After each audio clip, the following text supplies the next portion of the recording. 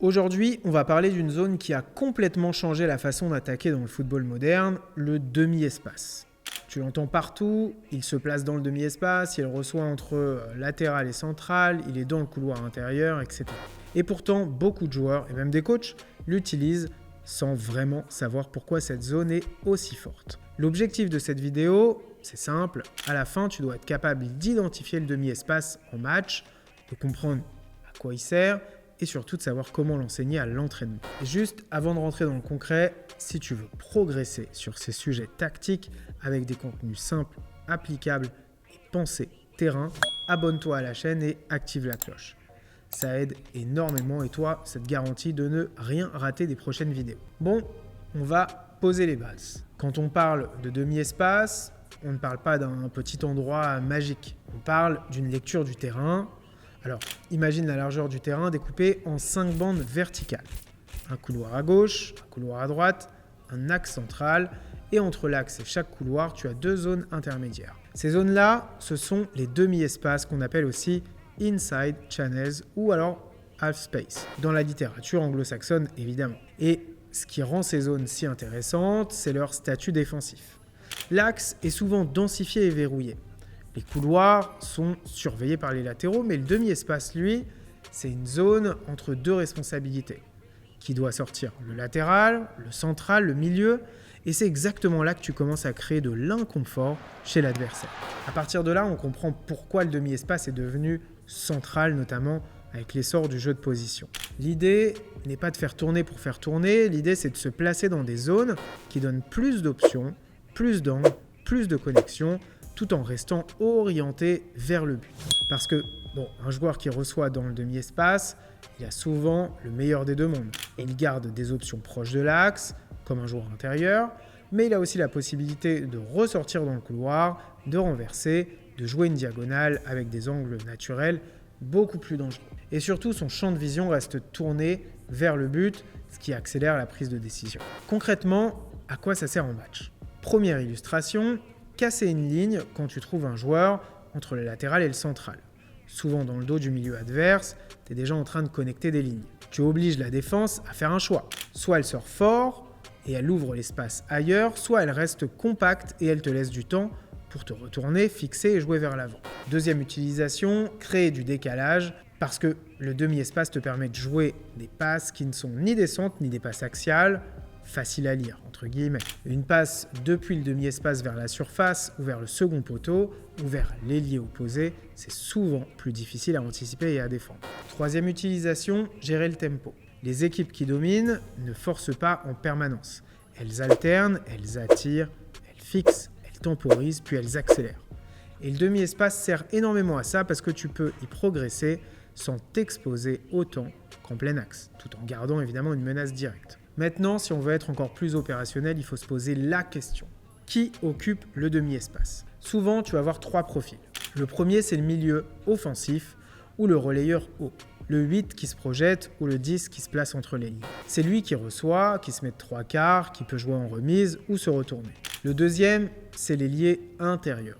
Celui qui ne reste pas collé à la ligne, mais qui rentre dans le couloir intérieur pour créer des triangles et se rapprocher du but. Et le troisième, c'est le rôle du latéral. Soit il reste large pour étirer, soit il vient soutenir à l'intérieur selon l'animation. Dans beaucoup d'équipes de jeu de position, l'occupation du demi-espace s'organise pour créer des triangles constants avec latéral intérieur et attaquant. Et justement, parlons 2 secondes d'un exemple connu parce que ça aide à visualiser. Guardiola a énormément popularisé cette notion. Dans ses équipes, les joueurs offensifs occupent régulièrement les demi-espaces pour créer des relations en triangle avec le latéral et l'attaquant et pour déclencher soit une combinaison courte, soit un renversement au bon moment. Et si tu penses aux joueurs qui excellent dans ces zones, ce n'est pas un hasard. De Bruyne, Müller, Messi, ils ont tous évidemment cette capacité à se positionner entre les lignes, dans l'intervalle, à recevoir orienté et à produire une action décisive en très peu de touches. Ok, mais maintenant, le plus important pour toi en tant que coach, c'est comment on fait pour l'enseigner. D'abord, il faut arrêter de croire que les joueurs vont le sentir. Oui, c'est vrai, certains le sentent, mais la majorité ont besoin de repères. Donc la première étape, c'est de rendre la zone visible. À l'entraînement, tu peux matérialiser les 5 couloirs avec des coupelles. Tu crées une lecture simple, couloir, demi-espace, axe, demi-espace et couloir.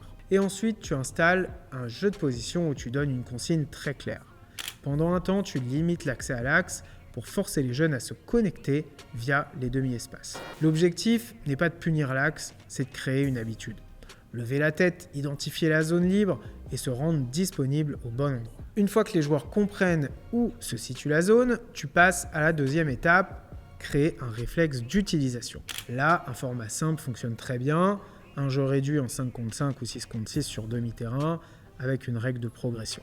Par exemple, pour pouvoir finir, il faut que l'action passe au moins une fois par un joueur placé dans un demi-espace. Ce que ça change, c'est énorme. Tu obliges ton équipe à chercher cette zone, à y proposer une solution, puis à l'exploiter. Et tu peux coacher en direct, évidemment, orientation du corps, prise d'infos à vos contrôles et surtout timing de déplacement pour recevoir entre deux adversaires. Ensuite, tu arrives à l'étape 3, la prise de décision dans le demi-espace. Parce que recevoir dans le demi-espace, c'est pas une finalité, c'est un déclencheur. Et globalement, le joueur a 3 décisions majeures. S'il a du temps, il peut conduire pour fixer.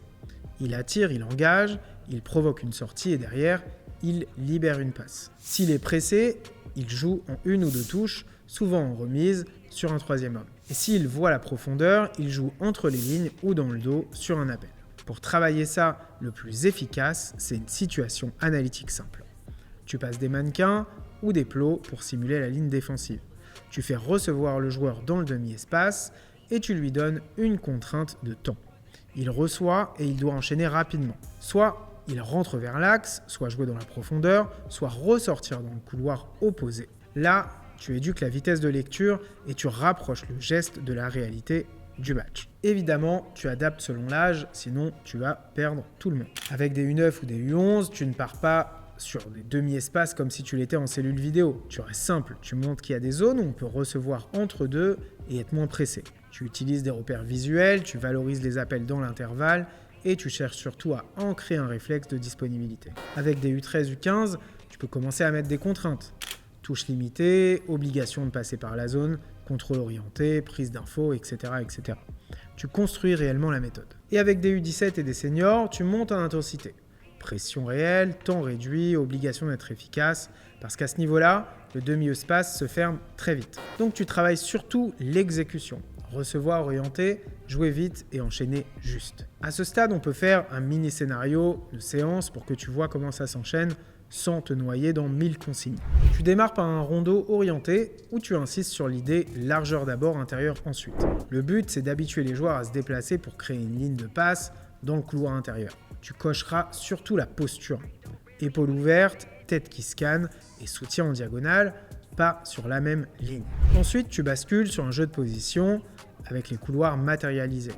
Là, tu cherches une chose, trouver une réception dans le demi-espace après avoir déplacé le bloc. Tu veux voir le ballon aller d'un côté, attirer, puis revenir dans la zone intérieure au bon moment. Et tu termines sur un jeu un peu plus libre, mais dirigé.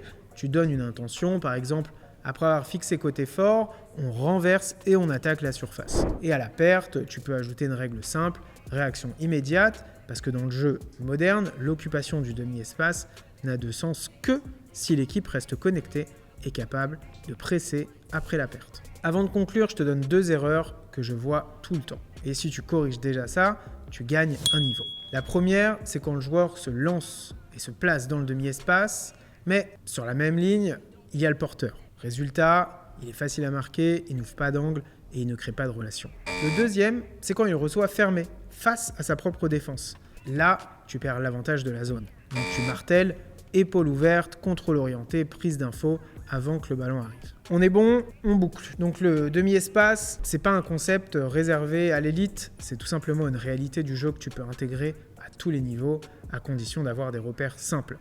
Une progression logique et du coaching sur les détails.